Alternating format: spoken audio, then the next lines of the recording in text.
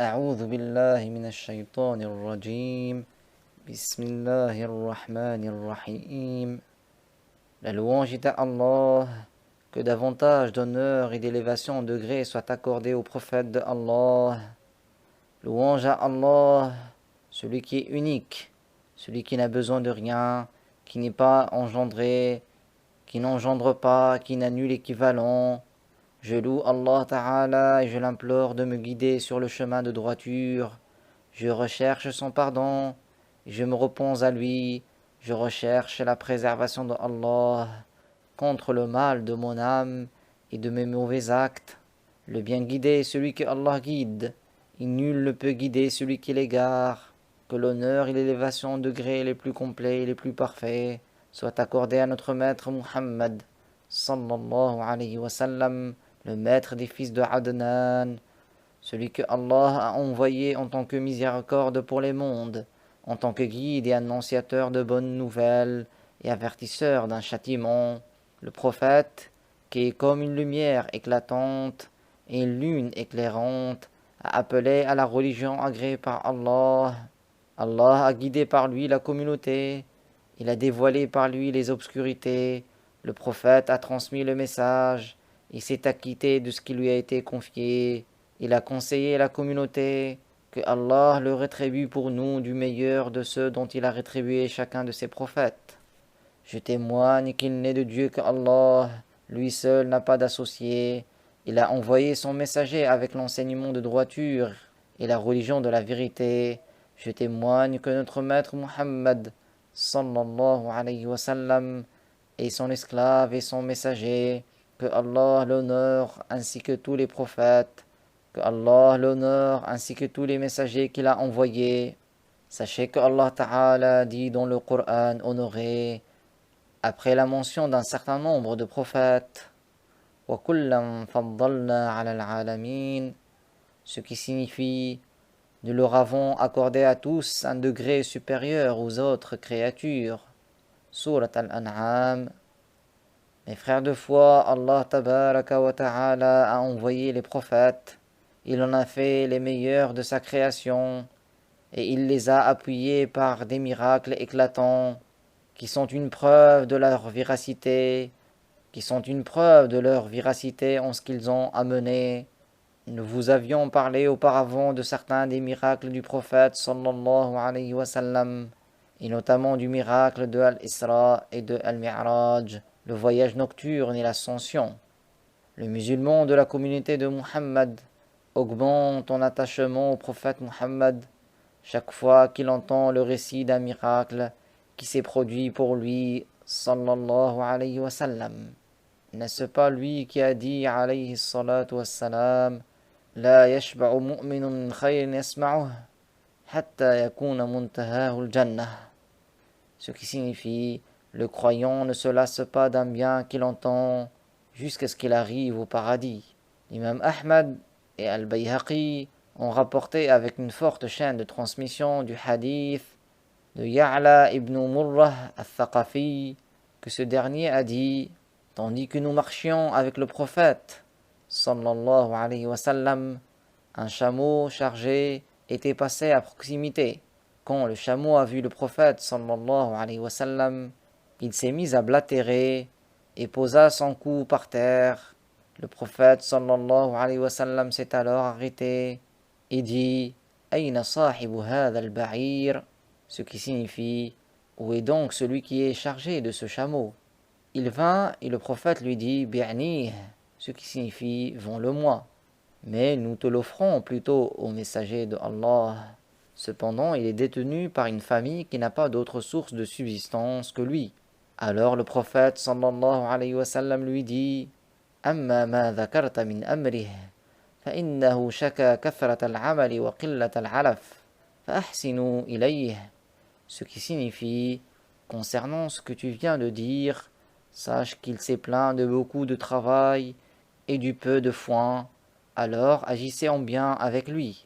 Et Malik a rapporté dans Al-Muwatta, Al-Bukhari dans son Sahih, ainsi que d'autres que Anas ibn Malik, que Allah l'agrée, a dit, Abu Talha a dit à Sulaym, j'ai entendu la voix du messager de Allah sallallahu alayhi wa sallam faible et j'ai compris qu'il avait faim. Aurais-tu quelque chose?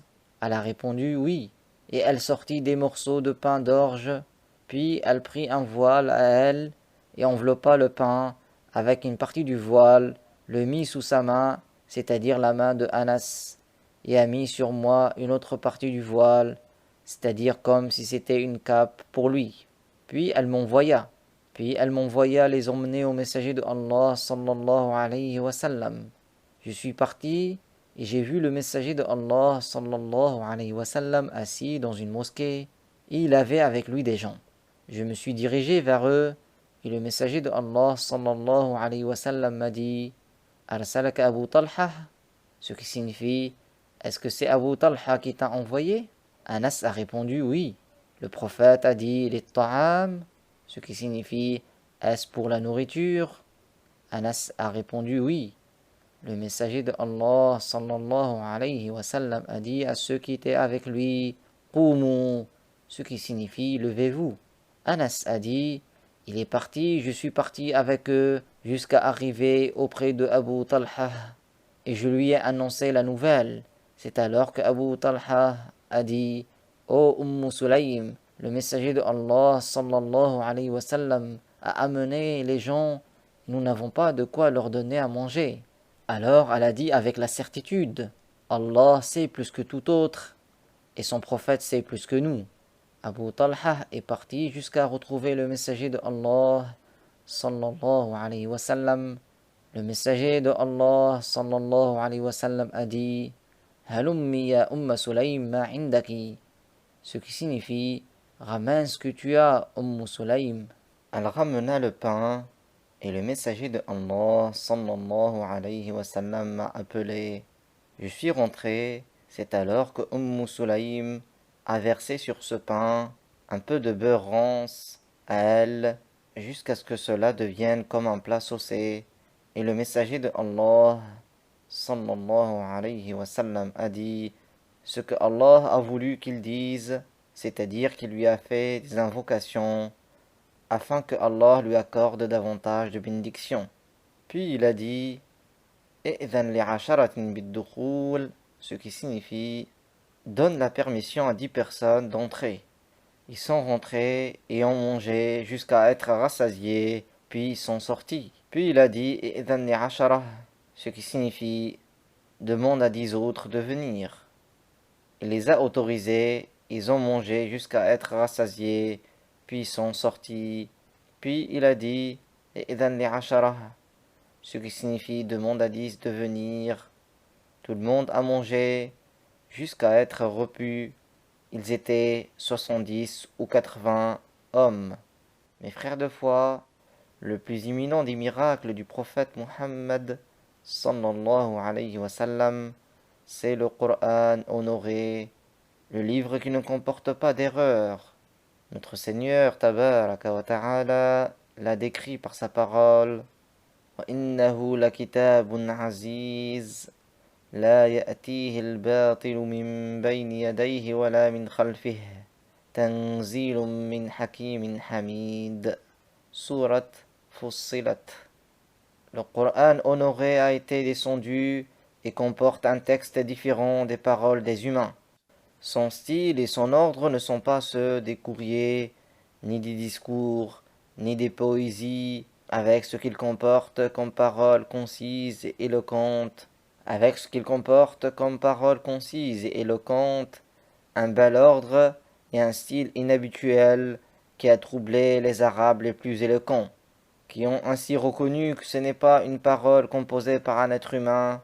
Al-Bayhaqi a rapporté dans Dala'il al-Nubuwah que Al-Walid ibn al-Mughira, qui ne faisait pas partie des musulmans, était venu au messager de Allah sallallahu alayhi wa sallam.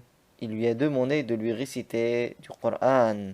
Alors il lui a récité Inna Allah ya'muru bil 'adli wal ihsani wa ita'i dhil qurba wa yanha 'anil fahsha'i wal munkari wal baghi ya'idhukum la'allakum tadhakkarun. Sourate An-Nahl. Il a dit répète. Et après que le prophète répéta, il lui dit, par Allah, il a une douceur, une splendeur, et son haut donne des fruits, et son tronc est généreux, et un être humain ne peut pas dire cela. C'est-à-dire, ce n'est pas de la composition d'un être humain. C'est comme s'il avait été sensible, et cela est parvenu à Abu Jahl, qui lui a dit, ô oncle, c'est comme si tu te rapprochais de Muhammad. Tu chercherais à avoir de lui de l'argent? Certes, ton peuple verrait qu'il fasse une collecte d'argent pour te le donner. Il répondit, Quraysh sait que je suis parmi les plus riches du peuple. Alors Abu Jahl lui dit, dis alors quelque chose à son sujet qui indiquerait à ton peuple que tu le renies ou que tu le détestes. Il lui dit, qu'est-ce que je pourrais dire? Par Allah, il n'y a pas parmi vous un homme qui ait plus de science que moi dans la poésie, qui sache plus que moi dans ses styles. Par Allah, ce qu'il vient de dire ne ressemble en rien à ce que j'ai déjà entendu. Il y a une douceur, une splendeur. Son haut donne des fruits, et son tronc est généreux. Et certes, il prend le dessus, et on ne peut pas avoir le dessus sur lui. Certes, il écrase ce qui est en dessous. Ensuite, il a réfléchi, il a dit il est de la mécréance. Il a dit que le prophète est un sorcier. Et Allah avait fait savoir auparavant à son prophète que personne ne pourra amener quelque chose de semblable. Il lui a ordonné de défier avec le Coran son peuple, qui ne pourront pas amener de semblable, et même de semblable à la plus courte des sourates. Allah Ta'ala dit, قل لئن اجتمعت الإنس والجن على أن يأتوا بمثل هذا القرآن لا يأتون بمثله ولو كان بعضهم لبعض ظهيرا. Ce qui signifie, si les humains et les djinns s'unissaient pour amener un texte semblable au Coran, ils ne pourraient pas amener de semblable, même s'ils étaient un support les uns pour les autres. Surat al-Isra. Et Allah Ta'ala dit, أم يقولون افتراه قل فأتوا بسورة مثله وادعوا من استطعتم من دون الله إن كنتم صادقين. Ce qui signifie, ou qu'ils disent qu'il l'a lui-même composé, dit amenez donc semblable à une de ces sourates, et amenez qui vous voulez si vous êtes vraiment véridique. Aucun d'entre eux n'a pu s'opposer au Coran par quoi que ce soit de semblable, pas même par quelque chose de semblable à la plus courte des surahs du Coran, et ce bien qu'ils soient caractérisés par leur éloquence, et qu'ils étaient décidés à contrer le messager et le démentir. Leur incapacité à faire cela est confirmée par Tawatur. C'est pour cela qu'ils se sont retournés vers le combat et ont mis en danger leurs biens, leurs enfants et leur propre personne. Ainsi, s'ils avaient eu la capacité de s'attaquer au Coran, ils n'auraient pas eu recours au combat, du fait qu'ils auraient préservé leurs enfants et leurs biens. Et ce défi demeure jusqu'à nos jours. Ajoute à ce qui précède ce que le Coran contient comme nouvelles des prédécesseurs, des nouvelles des choses qui se produiront dans le futur, des choses qu'on ne peut pas savoir sauf par la révélation, des choses qu'on ne peut pas savoir sauf par la révélation aux prophètes. Ainsi, il a parlé de plusieurs choses qui se sont produites par la suite, comme par exemple la parole de Allah dans Surat Al-Fath.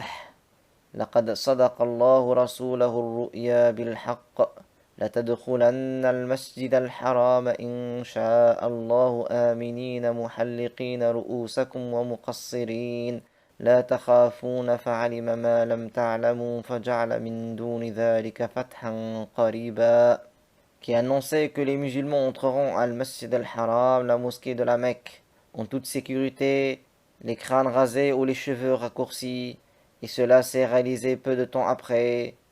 Il y a aussi la parole de Allah, Alif Lam Mim, Ghulibatir Rum, Fi Adna al-Ardi wa hum min ba'di ghalabihim sayaghlibun, qui signifie que les Romains vainqueraient les Perses quelques années après avoir perdu contre eux. Cela aussi s'est produit comme prévu dans le Coran.